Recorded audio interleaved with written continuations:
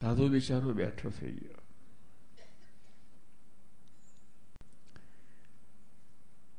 નાની ઉંમરના ઘનશ્યામ મહારાજે ધીમે રહીને વાત કરી,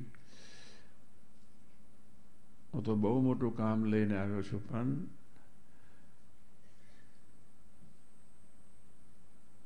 તમે પ્રભુનું ભજન કરતા રહેજો.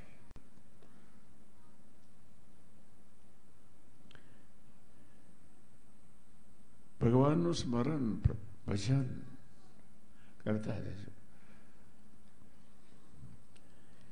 જેના ફળ સ્વરૂપે આ પ્રારબ્ધના રોગો ભોગવવા ના પડે.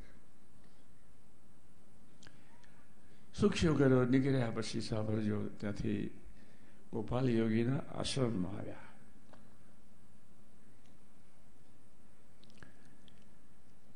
નાની ઉંમરે શિવાનો કેવો સરસ પાઠ પ્રભુ આપણને ભણાવી રહ્યા છે એ વાત કરું છું. ગોપાલ યોગી બહુ સારા સાધુ હતા.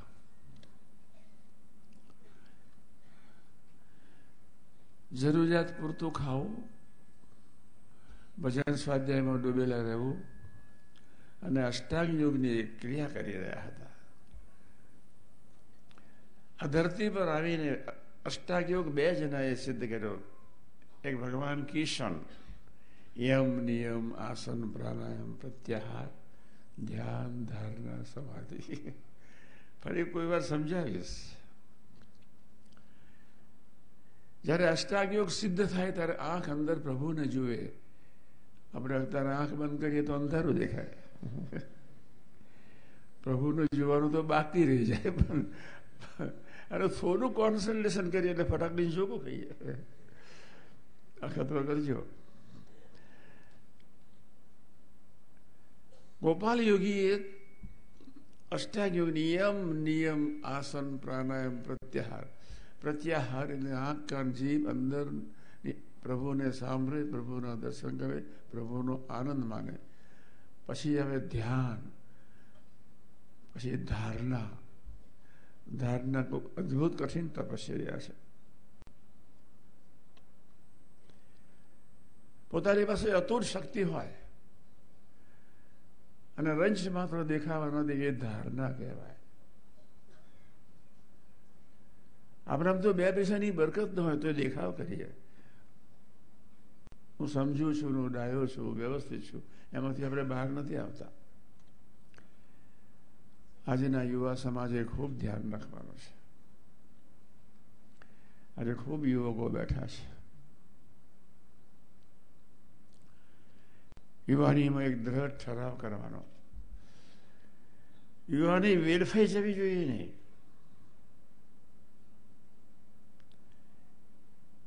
ખાવું પીવું ને મરી જવા માટે પ્રભુએ જન્મ આપ્યો નથી. ધ્યાન રાખજો.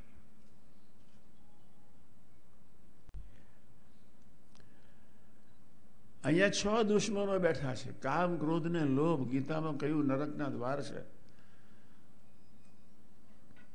કામ, ક્રોધ ને લોભ. મશીન ગરમ થાય જ, વૃત્તિ ખરાબ હોય જ. ગીતામાં નરકના દ્વાર છે. હઠ, માન ને ઈર્ષ્યા. ગુણાત્યાન સ્વામીએ કહ્યું નરકના દ્વાર છે. કોઈનામાં હઠીલો સ્વભાવ હોય, કોઈનામાં માન, કોઈનામાં ઈર્ષ્યા. બીજો દીકરો સરસ અભ્યાસ કરતો હોય તો બીજો ત્રીજો જળે બળે બિચારો.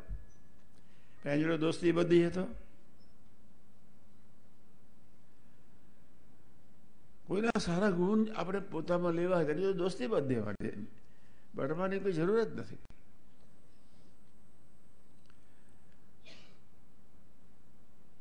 એ ગંદકીને કાઢવા માટે આપણે સત્સંગ કરવાની જરૂર. આંખને વિવેકી બનાવી છે આપણે.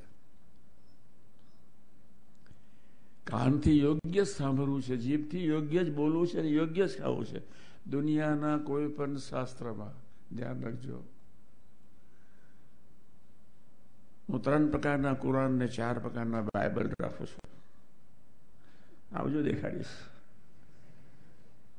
3 પ્રકારના કુરાન છે, 3 જુદા જુદા લેખક છે અને 4 જુદા જુદા ઓથરના બાઇબલ. વર્ષો પહેલાની વાત કરું છું, હજુ રાખી મૂક્યા છે. એ વાંચ્યો છે. ભગવાન કિશને અદભુત ગીતા આપી દીધી, અને આખી ગીતાનો સાર એક જ, આપણે બધા અર્જુન છે, કૃષ્ણ જોઈએ જ. અર્જુનની કોઈ તાકાત નહોતી. સાંભળજો, ભીષ્મના પહેલા બાણનો ઘરાક હતો. કયા બાણનો? ઉપર. સાથી તમને સમજાવો છો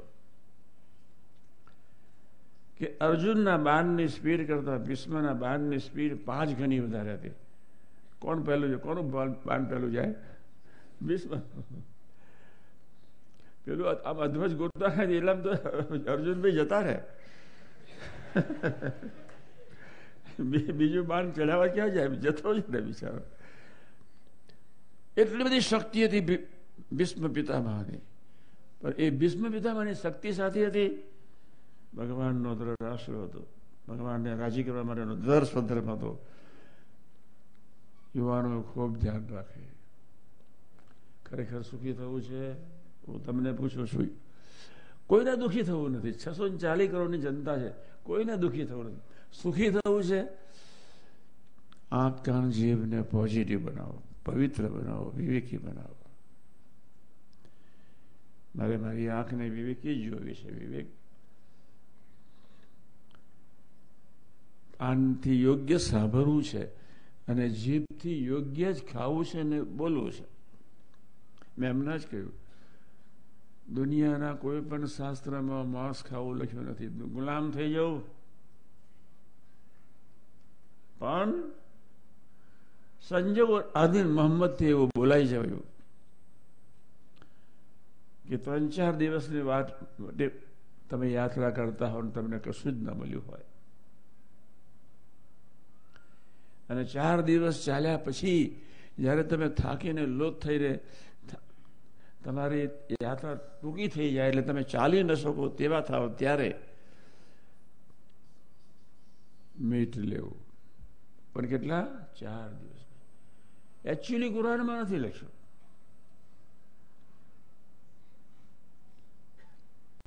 ભગવાન સ્વામિનારાયણ એ સાધુને બિચારાને સરસ બનાવીને ચાલ્યા. ગોપાલ યોગી નામના સાધુને મળ્યા. બહુ પવિત્ર સાધુ હતો. અષ્ટાંગ યોગ 2 જ જણાએ સિદ્ધ કર્યો. એક ભગવાન કિશન, બીજું ગોપાલ સ્વામીજી. ભગવાન સ્વામિનારાયણના સાધુ ગોપાલાનંદ સ્વામી. આપણે ગોપાલ સ્વામી અને ગુણાત્યાન સ્વામીની મૂર્તિઓ પધરાવીએ છીએ. ગુણાત્યાન સ્વામી મૂળ અક્ષર તરીકે અને ગોપાલ સ્વામી અનાદિ મુક્ત તરીકે આપણે મૂર્તિઓ પધરાવીએ છીએ. એ આપણા આદર્શ છે. ગોપાલ યોગીની પાસે મહારાજ 14-15 વર્ષ થોડું રહ્યા, 2-3 વર્ષ રહ્યા છે. પછી અષ્ટાંગયોગની ક્રિયા શીખતા હતા. એટલે ગોપાલ યોગી શીખવાડતા હતા. 5 સ્ટેજ સુધી પહોંચ્યા. યમ, નિયમ, આસન, પ્રાણાયામ, પ્રત્યાહાર. પ્રત્યાહાર એટલે આંખ અંદર જુએ, કાન અંદરનો અવાજ સાંભળે, અને જીભ અંદરની વાતો સાંભળે. આપણે તો આંખ બંધ કરવા જઈએ તો જય સ્વામિનારાયણ ચોમાચુડીઓ ઉઠતો હોય, ક્યાંય વિચારોમાં કુદાકૂદ કરતા હોઈએ. એ ગોપાલ યોગીને ભગવાન સ્વામિનારાયણે કૃપા કરીને અષ્ટાંગ યોગ સિદ્ધ કરી રાખ્યો. અષ્ટાંગ યોગ એટલે નિર્વિકલ્પ સમાધિનો સુખ, આત્માનો પરમાત્મા સાથેનો નિરંતરનો સંબંધ, એનું નામ અષ્ટાંગ યોગ. ભગવાન સ્વામિનારાયણ ત્યાંથી નીકળ્યા. નાની જ ઉંમર છે, હજુ 16-17 વર્ષની ઉંમરની વાત કરું છું. 16-17 વર્ષની ઉંમરે બહુ જણને સુખી કરેલા એમને. જગન્નાથપુરી ગયા.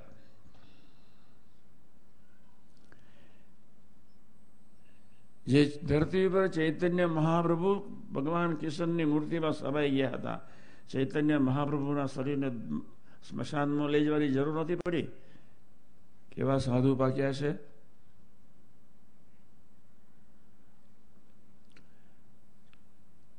વલ્લભાચાર્ય અહીંયા આવ્યા. શ્રીનાથજી દર્શન કરવા છે.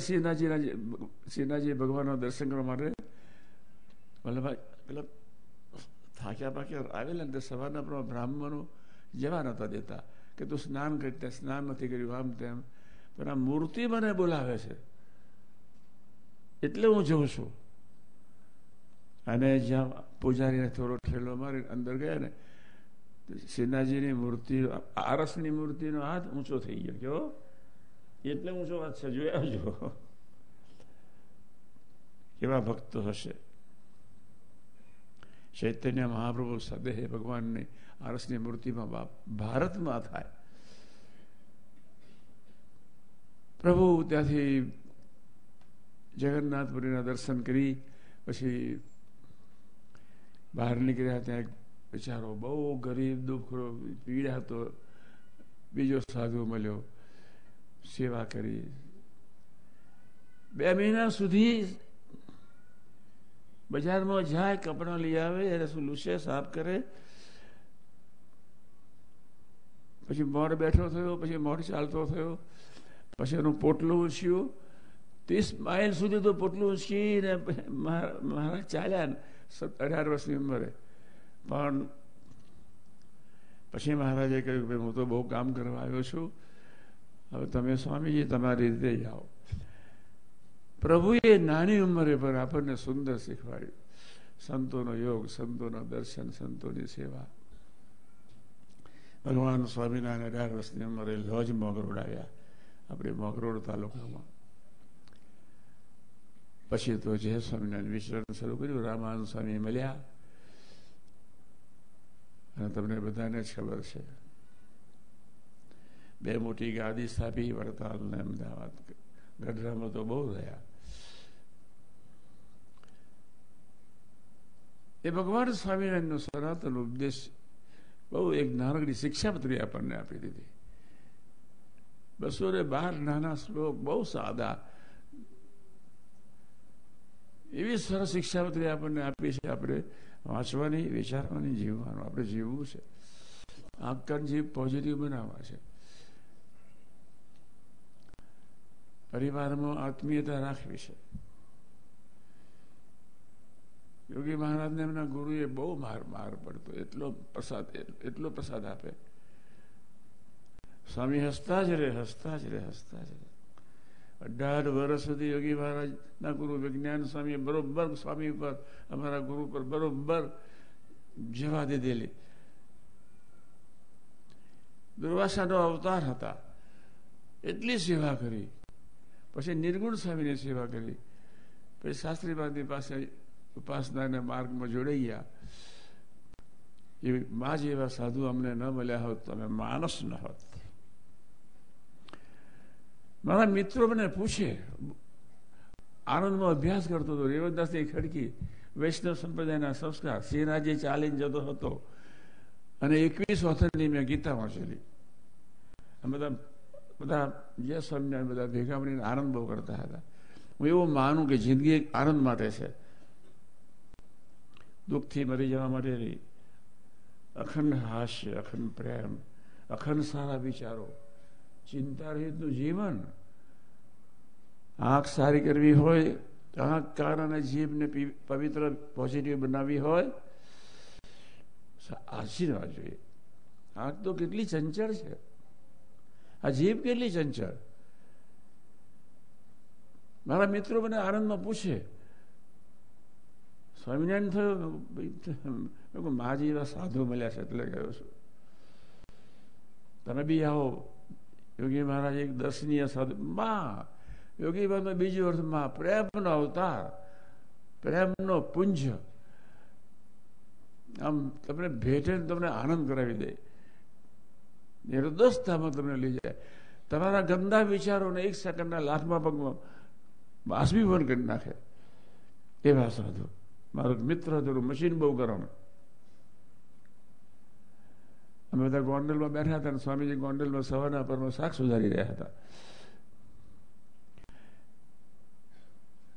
સ્વામીજી અમારી સાથે શાક સુધારવા બેસે એટલે અમે યુવક બિચારો ગેટમાંથી આવતો, જલ્દી આવતો હતો. બાપા બહાર બેઠા છે, દર્શન કરી લઈએ.